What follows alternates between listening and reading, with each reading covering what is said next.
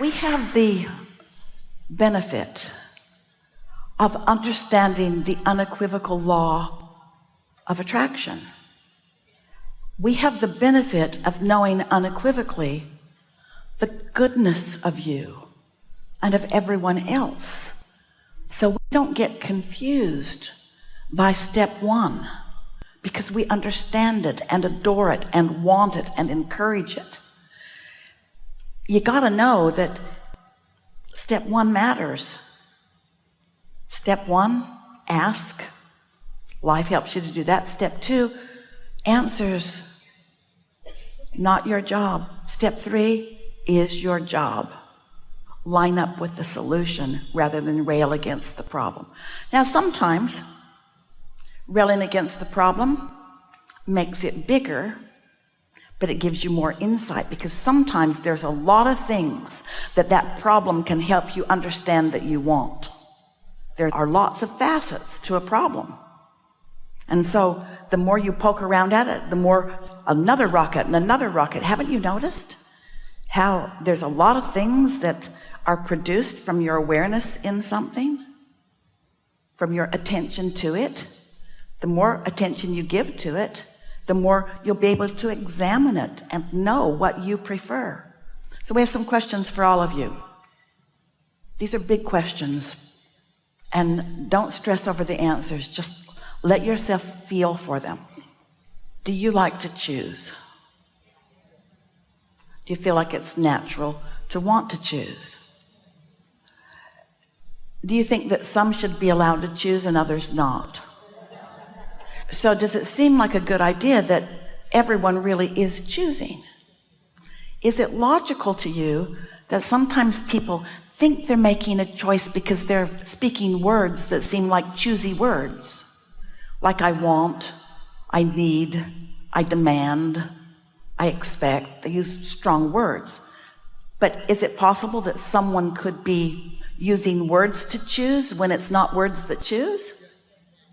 So is it possible that a lot of people are really asking for things that their words don't match? So they want to feel good, but they're screaming their lungs out at some injustice.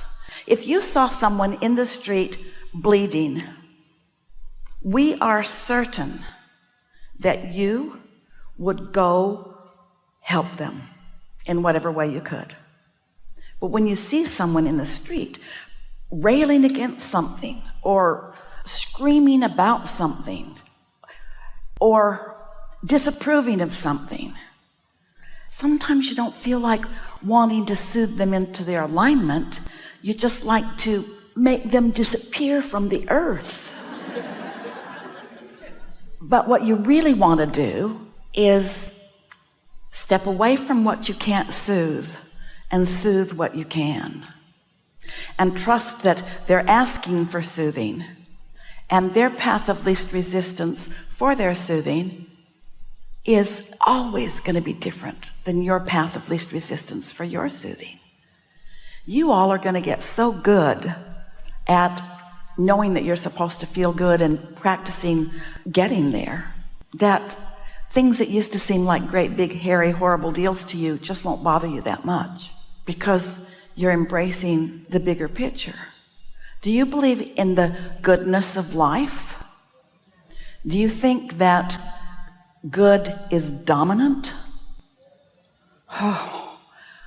And so if good is dominant, and it is, doesn't that feel better? Then somehow, by looking at a little pocket of unrest and deciding that all the good is gone and only bad is left, you're going to go on a vacation. You've picked Paris for your destination. You've got your tickets. You've got your hotel reservations. You've got your airline tickets lined up. You're all set to go. You get up really early. You get that early flight. You have food on the airplane. You take a nap. You watch a movie. You get over there.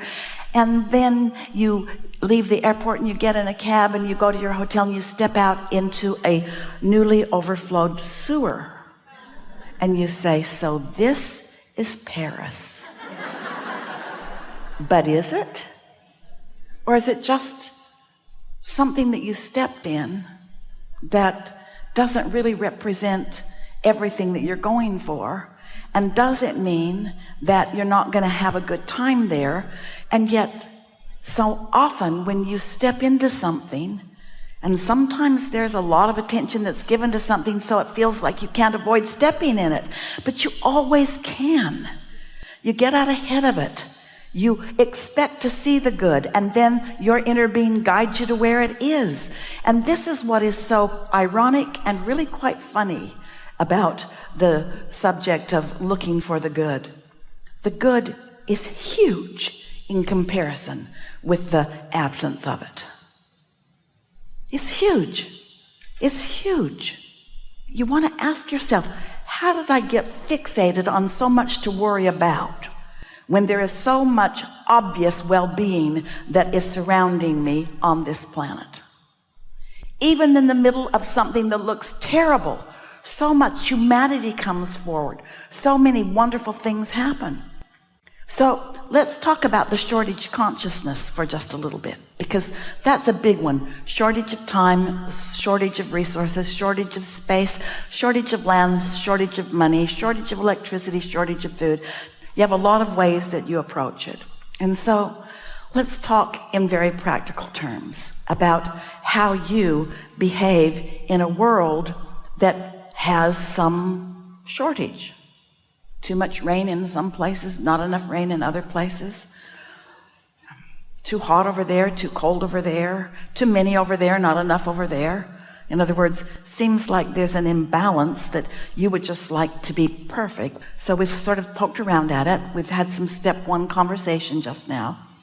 So let's say that you live in a city that's on an electrical grid, and the grid is right now deficient because it hasn't caught up with the desire. More people have moved in, more people are asking. There's stronger asking than there is allowing, and so there are some brownouts, and they're real. So you run around to your friends and you say, Abraham says just not to worry about it, just to focus on the good things. And your friends want to say, what are you, a nutcase? The electricity is getting turned off. This is something that is really happening. You can't just think good thoughts. So what are we encouraging you to do? Fret about the electricity, or find anything and everything that you can focus upon so that you're in alignment? So now you're in alignment. Now you're in sync with your inner being. And you might not be the only one. You might be the only one, but let's assume you're not the only one, or let's assume you are the only one, but you're in alignment with your inner being. And so you are finding yourself not feeling shortage, but feeling appreciation about your consumption of electricity. And you will be inspired to an action that will benefit the whole without getting into shortage consciousness. Does that make sense to you? If you're in a room with more people than there is food, and you're sort of trapped because there's a hurricane coming, you're going to share that food. You're not just going to, in a gluttonous way, say, Abraham says that I can have all that I can see to the north, the south, the east, and the west. Abraham says that I can have anything that I want, and I'm just going to eat all this food, and never mind you. Abraham taught me to be selfish, and I want this food. You all do whatever you need to do. That's not what we're encouraging you to do. What we're encouraging you to do is find alignment, and then ideas will come to you, even in the moment, ideas that weren't there before. We're not encouraging you to run over the top of people in a selfish attitude. We're encouraging you to find the resources that you're really looking for from alignment. And we want you to see the bigger picture of all of this, because it is only from that alignment that grid will be repaired, that the supply will match the demand, because this is the way the universe is. When you ask, it is given. It takes a while for you to believe that it's coming to you, but it always is. So that was a little rough for some of you, but if you can hear it and practice it a little every day, and begin to notice the improvement in how life treats you in response to your softer, less rebellious, less worried, less pushing against attitude, then you're going to believe in the well-being of the world that is absolute. Are people dying? Yes, indeed. There is a cycle that you all know about. None of you said, I'm going and I'm staying. Every one of you said, I'm going and I'm going to have a glorious time and I'll reemerge into non-physical and I'll return. All of you know that. So when you get over the death thing and you get over the pushing against thing, you'll be living heaven on earth. You will, or what your version of it is.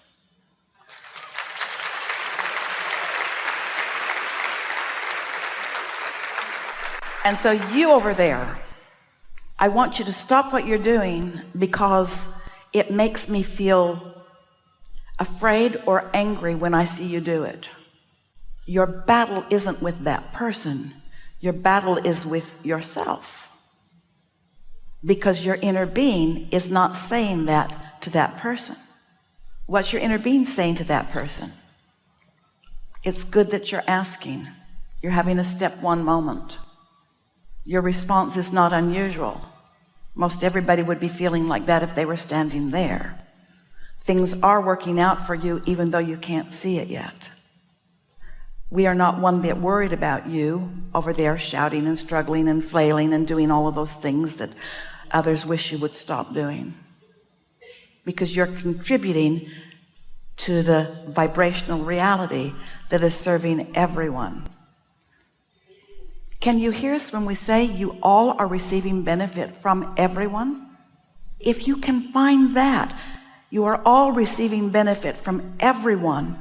If you can feel the clarity, the wholeness of we are all in this together, then you realize that when you feel good, everyone benefits. And that when you feel bad, everyone benefits.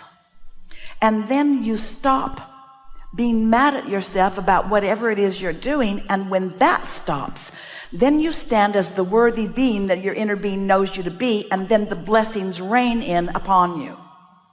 And will that keep people from being jealous? No. Will that change the way they see the world? No. But is your job to change the way others see the world, or for you to find the way to see the world as your inner being sees the world? Whose commitment are you keeping? When you said, I'm going to go into this physical body and I'm going to have this experience, that's the commitment that you're keeping. Not one of you said, I'm going to go make the world a better place, because you didn't see the world as flawed. Not one of you said, I'm going to go fix a broken world, because you didn't see the world as broken.